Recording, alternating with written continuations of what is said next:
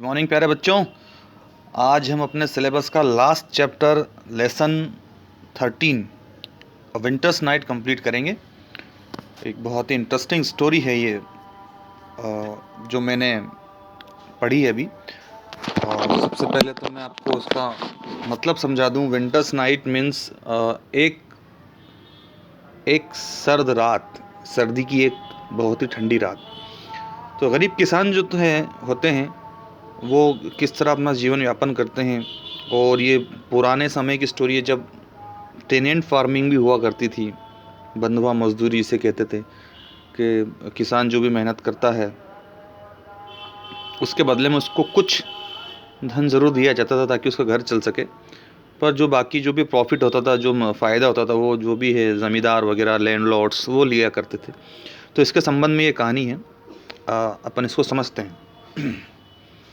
Halku came in and said to his wife. Halku यानी कि जो किसान आपको ये चित्र में दिख रहा है, वो आता है और अपनी वाइफ से कहता है, द लैंडलॉर्ड हैज़ कम, कि ज़मींदार आ गया है। Get the rupees you have set aside, वो पैसे दे दो जो तुमने रखे हैं। I will give him the money, मैं उसको वो पैसे दे दूंगा। Don't worry, we will somehow or other manage without it, फिक्र मत करो, हम किसी और तरह से गुजारा कर लेंगे। Munni had been sweeping the yard, Munni यानी जो उसकी पत्नी है वो झाड़ू लगा रही थी अपने आंगने में। She turn around and said, वो उसकी तरफ मुड़ती है और कहती है, but there are only 3 rupees, पर सिर्फ 3 ही रुपये तो हैं। If you give them to him, where is the blanket going to come from, अगर तुम वो 3 रुपये जो तुमने बचाए हैं इतने महीनों की मेहनत करके वो भी तुम उसको दे दोगे, तो बताओ तुम्हारे लिए वो कंबल कहाँ से आएगा, ब्लैंकेट कहाँ से आएगा। मतलब सर्दियों में वो खेत वगैरह जहाँ जाना पड़ता है तो पाणत वगैरह करनी होती है रात में किसानों को। आप लोग तो सब किसान फैमिली से हो, आप सब समझते हो। और रात को खेती की रखवाली भी करनी पड़ती है जंगली जानवरों से, तो वहाँ खेत में सोना भी पड़ता है। तो ऑब्वियसली आपको कुछ गर्म कपड़े, शॉल, रजाई, कंबल कुछ तो चाहिए ही होगा ना रात बिताने के लिए। तो वो कहती है कि अगर वो 3 रुपये भी तुमने उसको दे दिए तो बताओ आपके लिए जो मैं ठंड के लिए कंबल कैसे अरेंज करेंगे, आप अपनी सर्दियों वाली रातें वहाँ कैसे काटेंगे। How are you going to get through these January nights in the field, और आप ये जनवरी की कड़कड़ाती सर्दियों वाली रात बिना कंबल के कैसे बिताओगे।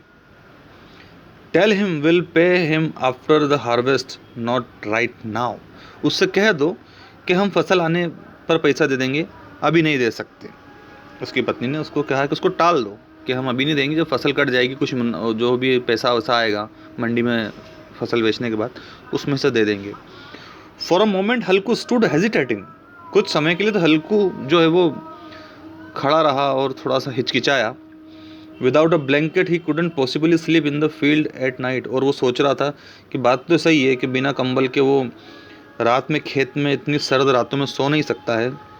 But the landlord wouldn't be put off, पर ज़मींदार को भी टाला नहीं जा सकता था। Would threaten and insult him, वो उसको डराएगा, धमकाएगा और उसकी बेइज्जती करेगा। So what did it matter if they died in the cold weather, as long as they could just take care of the calamity right now, क्या फ़र्क पड़ता है ज़मींदार को कि यदि कोई इस विपत्ति में मर भी जाए तो। और वो दोनों सिर्फ इस विपत्ति और वो दोनों इस परेशानी का बारे में सोच रहे थे। As he thought about this, he moved his body and came close to his wife. जैसे ही उसने इस बारे में विचार किया और वो अपनी पत्नी के पास जाता है, trying to coax her, he said, वो उसको मनाने की कोशिश करते हुए कहता है,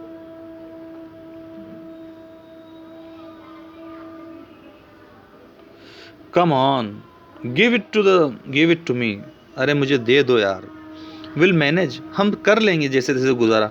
आई will figure out some other plan to get the blanket, मैं कोई और तरीके से कंबल खरीद लूँगा, मतलब किसी और प्रकार से वो पैसों का अरेंजमेंट करूँगा, व्यवस्था करूँगा। Munni drew away from him, Munni उससे दूर चली जाती है। Her eyes anger, she said, उसकी आंखों में गुस्सा था और वो कहती है, just tell me what other plan can be found. आप मुझे बताओ आपकी अगली योजना क्या है उस कंबल को खरीदने के लिए, क्या करने वाले हो तुम, ऐसा कौन सी आसमानी सुल्तानी करोगे।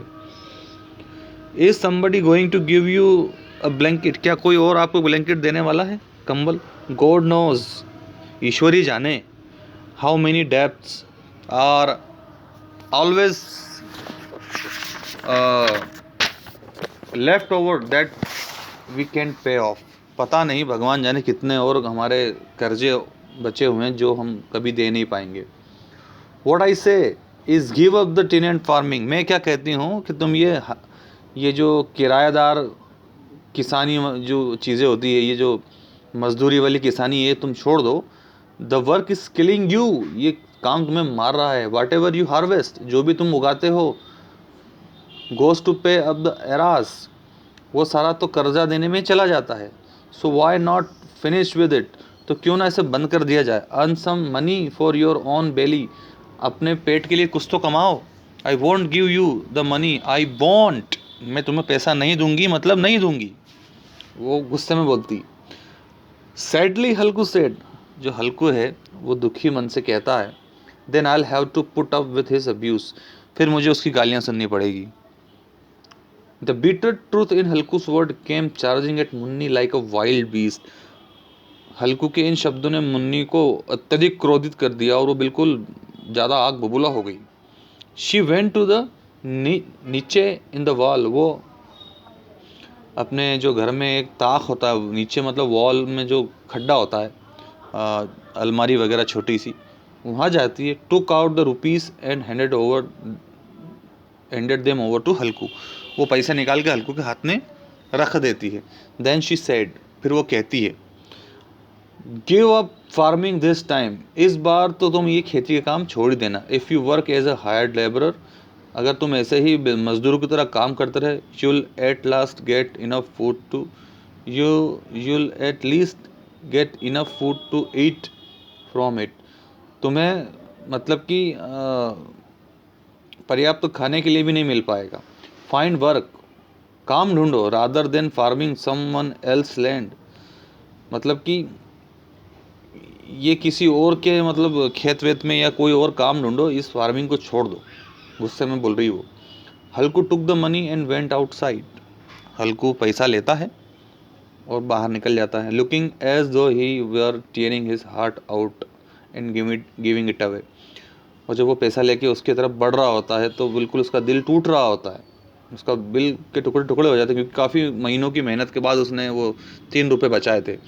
ही had saved the rupees from his work, उसने वो पैसा अपने काम से बचाया था। Bit by bit for his blanket, पाई पाई उसने अपने कंबल खरीदने के लिए इकट्ठा की थी। Today he was going to throw it away, और आज वो उसको व्यर्थ करने जा रहा है, बिल्कुल जैसे कि वो किसी और को देने जा रहा है। विथ एवरी स्टेप्स, हर एक कदम के साथ, हिज हेड सैंक लोअर, उसका जो दिल जो है वो बैठा जा रहा है। Under the burden of his poverty, और उसकी गरीबी के बोझ के तले। It was dark January night, वो एक जनवरी महीने की सर्द काली रात थी। इन द स्काई, आसमान के नीचे, even the stars seem to be shivering, मतलब कि ऐसा लग रहा था कि तारे भी ठंड से धूज रहे हैं। At the edge of his field, उसके खेत के कोने पर, underneath a shelter of cane leaves, एक केन का पेड़ होता है, उसकी पत्तियों के नीचे हल्कू ले ऑन अ बैम्बो कोट, हल्कू जो है वो एक लकड़ी की खटिया के नीचे लेट जाता है। Wrapped up in his old shawl, और वो अपनी जो पुरानी पतली सी शॉल है उसको अपने ऊपर लपेट लेता है। शिवरिंग, धूज रहा होता है। अंडरनीथ द कोट, उस खटिया के नीचे, हिज फ्रेंड, उसका दोस्त, जाबरा द डॉग, उसका जो दोस्त था कुत्ता, वो भी लेटा हुआ होता है। ही वॉज विम्परिंग विथ हिज मजल प्रेस्ड इनटू हिज बेली, वो भी ठंड से काँप रहा होता है, और मतलब रियाना जिसे कहते हैं ना, कुत्तों की आवाज़, जो अगर कुत्तों को तकलीफ होती है इस टाइप की वो आवाज़ें कर रहा होता है, क्योंकि उसको भी बहुत ठंड लग रही होती। वो ठंड से इतना धूज रहा होता है कि विथ हिज मजल प्रेस्ड इनटू हिज बेली, वो अपना जो थूथन है, नाक जो है, अपना मुंह का हिस्सा अपने पेट की तरफ मोड़ के बिल्कुल ठंड से बचने के लिए गुचड़ी मुचड़ी होकर बैठा हुआ होता है। तो बच्चों आगे की कहानी हम नेक्स्ट वीडियो में पढ़ेंगे। मैं उम्मीद करता हूँ आपको बहुत अच्छा लगा होगा ये कहानी सुनकर। नेक्स्ट वीडियो का वेट करना। Okay, bye.